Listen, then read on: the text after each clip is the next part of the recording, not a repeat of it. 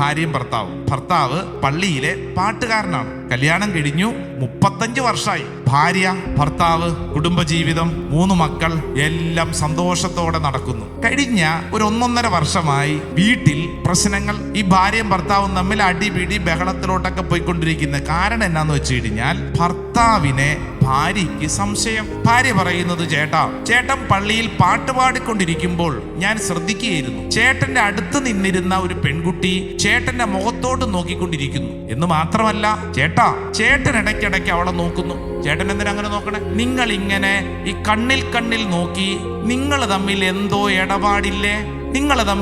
ഇടപാടില്ലേ?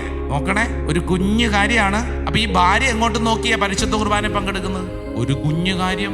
ഇത് വളർന്ന് ഭർത്താവ് പറഞ്ഞു, എടി എന്തോ ഈ പറയണം, ഞാൻ അങ്ങനെയൊന്നും ആരെയും നോക്കിയിട്ടില്ല. ഇനിയിപ്പോ നോക്കിയിട്ടുണ്ടെങ്കിൽ എന്താ, നമ്മൾ 35 വർഷം കഴിഞ്ഞ് സന്തോഷമായിട്ട് അല്ലെന്ന്. ചേട്ടൻ ശരിയല്ല, ചേട്ടന്റെ മൊബൈൽ ഇങ്ങോട്ട് വന്ന്. പിന്നെ മൊബൈൽ നോക്കലായി, പരിശോധനകളായി, അവിടുന്ന് അങ്ങോട്ട് വഴക്ക് തുടങ്ങി. രാത്രിയിൽ അസ്വസ്ഥയായി, രണ്ടുപേരും 2 സ്ഥലത്ത് കിടന്നു. ഒരു ദിവസമല്ല, 2-ാം ദിവസം 3-ാം ദിവസം അകൽച്ചയായി. ഭക്ഷണം ഭർത്താവ് വീട്ടിൽ നിന്ന് കഴിക്കുന്നില്ല. അയാൾ നിരാശനാകാൻ തുടങ്ങി. അയാളുടെ ഉള്ളിലും അസ്വസ്ഥത കയറി തുടങ്ങി. ശക്തമായൊരു പീഡ അങ്ങോട്ട് ഇയാളുടെ ഉള്ളിലും ബാധിക്കാൻ തുടങ്ങി. രണ്ടുപേരും കണ്ടു കഴിഞ്ഞാൽ കീരിയും പാമ്പും പോലെ അടിപിടി, വഴക്ക്, അസ്വസ്ഥത. ഇതിനിടയിൽ ഭാര്യ പറഞ്ഞു, എന്നെ വഞ്ചിക്കുന്ന ഭർത്താവിന്റെ കൂടെ ഞാൻ ജീവിക്കുന്നില്ല, ഞാൻ വിഷം കഴിച്ചു മരിക്കും. ഭർത്താവ് പറഞ്ഞു, നീ എങ്ങോട്ടെങ്കിലും പൊക്കോ, നീ എന്ത് വേണമെങ്കിലും ചെയ്തോ, ഒരു കുഴപ്പവുമില്ല. ആഹാ എന്നും പറഞ്ഞുകൊണ്ട് ഭാര്യ കലുതുള്ളി വീട്ടിന് പുറത്തോട്ടിറങ്ങുന്നു. ഭർത്താവിന് അരിശം കയറി. ഇങ്ങനെ തുടങ്ങി എല്ലാ ദിവസവും അടിപിടി ബഹളം. ഇതിനിടയിൽ ഇന്നുവരെ ഈ പറഞ്ഞ പെൺകുട്ടിയോട് ഒരു താല്പര്യവുമില്ലാതിരുന്ന ഭർത്താവ്, ഭാര്യ പറഞ്ഞ് ഈ ചെറുക്കന്റെ, ഈ ഭർത്താവിന്റെ ഉള്ളിലേക്ക് പ്രതികാരം. എന്നിട്ട് എന്ത് ചെയ്തെന്നറിയോ?